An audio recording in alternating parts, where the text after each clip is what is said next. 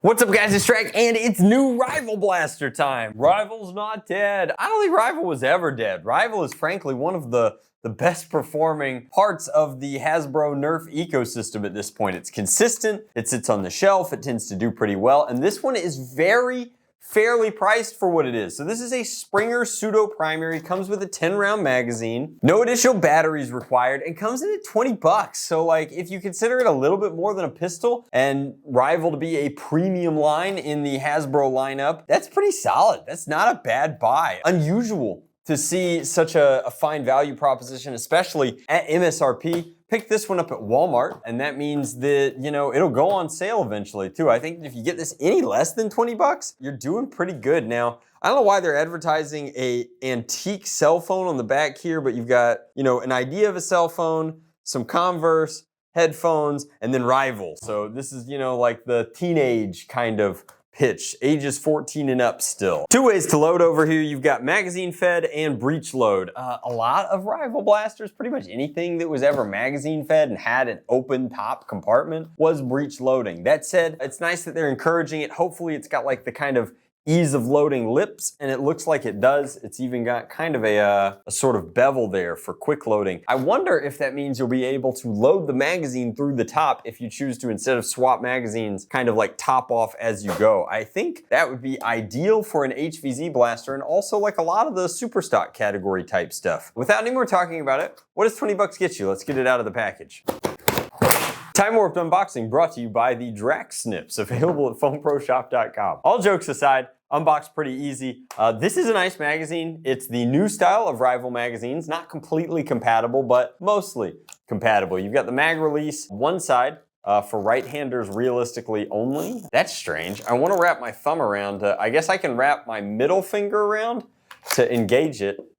I can't quite hit it with my thumb, not because I can't reach, but because in order to reach, I would have to pull the meat of my hand through the thumb port here, and this is closed off, so it's not gonna let me. Other than that, we're looking at an Apollo. An Apollo is like an old school original Rival blaster, which specifically had like a claw prime. This has a much better slide prime, but it's got a magazine that goes through, grip and mag, which means you're gonna need some chunky hands. I wear a size large glove, and I have a pretty good grip on this bad boy. You know, if you're anything smaller than that, be prepared to, you know, two-hand the grip of anything that has a Rival magazine going through it. It's just solid sized ammo, pretty large diameter. The blaster itself sounds like it's got pretty decent performance. It's got indicators up here showing you how to load. Now, of course, you're only gonna be able to load from the top when that breech is open. When it's closed, nothing's going on in there. Also, kind of a pinch hazard. Luckily, there's an age restriction on this blaster, but you would never wanna be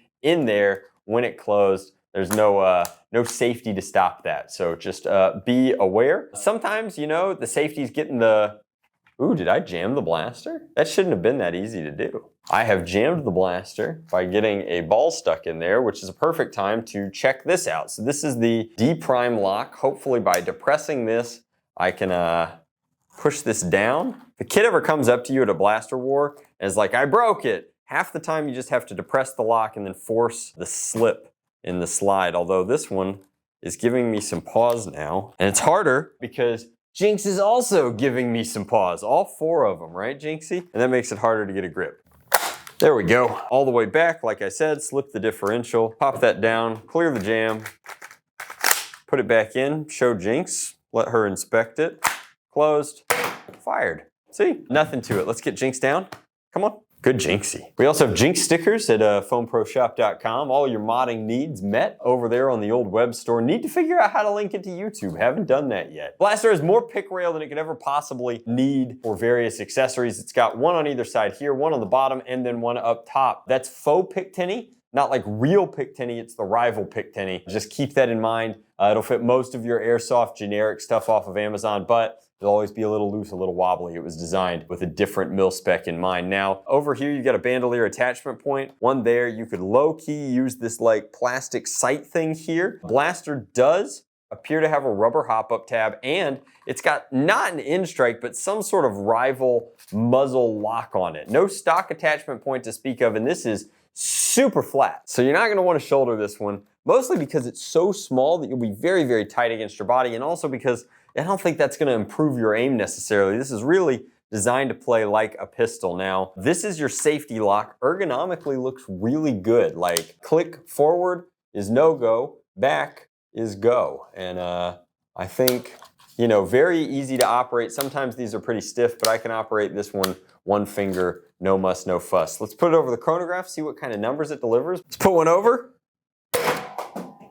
93, not bad, not bad. A little subpar for a Springer like this. Let's actually load the magazine into the blaster and see how comfortable this top load is. So we got 3 rounds here, 1, 2, 3. And again, like, I don't love putting my finger through an active breech, and one of them actually just got lodged in the barrel while I was trying to load it. So that's not ideal. Now, of course, a feature, don't use the top breech feature. It's just asking for jams. Very inconsistent. Look at our pusher mechanism just got locked up there. We've got the detent for the air restrictor engaged with the ball, and then we just fired 2. So I actually recommend not using the top load feature. I think that between the balls slipping into the barrel mechanism there's no gate, right, to stop them from moving forward. And also the way that Rival loads is when the magazine is engaged and this button is pushed down, the rounds very easily come out. You can see that there. It's almost like the handkerchief magic trick. So what that means is that they want to slip out, particularly if they're even a little bit worn, like the one that was just on top. And that leads to a half breech where you don't have the round fully aligned in the system. That's not good for anybody. Nobody wants that. Another 92, 94, there, 90. Low 90s, I think, is a pretty safe bet. You know, not a bad blaster. 20 bucks, 10 rounds, a couple of jammable features, but I think that as you become more familiar with the blaster, you'll be better served by it. I really do like this placement of the lock mechanism. I'm not a huge fan of this mag release, although I think if you trained yourself to hit it with your middle finger, you'd be okay there. I think that just about wraps this one up. It's pretty short, pretty sweet, pretty simple. This one's definitely a pick it up if you don't have a reliable Rival Springer. This is a great price point for a solid blaster. It's got some features that are a benefit of just being around for a while. This is not only a sling attachment point where you could put something to either attach your magazine so that when you drop it, it stays attached to your body, but also it's rubberized, which means that the point of contact that the blaster would have with the ground or the thing that you're braced up against or what have you is now rubberized. You're less likely to damage the magazine or destroy it. Overall, just a solid piece. I don't know if you'll ever be using this to aim, but it's okay.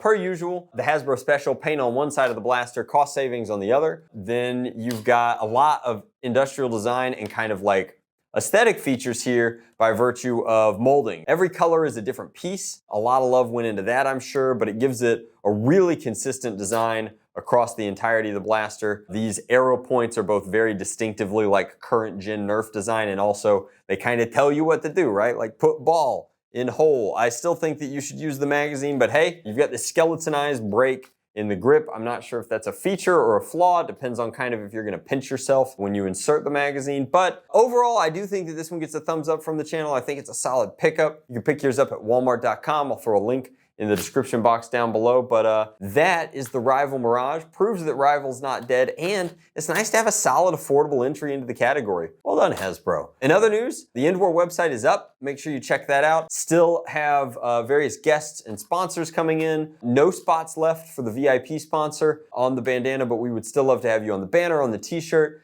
everything along that line. It's a good way to contribute to a great time. Put together some events for later on this year, just a lot of stuff in the pipes, but really appreciate your support. Don't forget to check out Chicken over on the Blaster Barn. He just listed a ton of new product. Personally, I unearthed like a 2011, 2012 time capsule. It was like a whole storage unit of brand new unboxed blasters. Now, not all the boxes are in amazing shape because it was not a weather sealed time capsule, but blasters hold up great. Cardboard, not so much. So a lot of it's good. There's a bunch of new unboxed Ravens, just some really cool stuff over at the barn. I've seen a lot of stuff come through the door for that. So check out Foam Pro Shop, check out blasterbarn.com, check out hvzendwar.com where you can find out all the news and the deets on the upcoming event this summer. But thank you guys so much for watching. I'll catch you in the next one. Much love. Blast on, Drac out.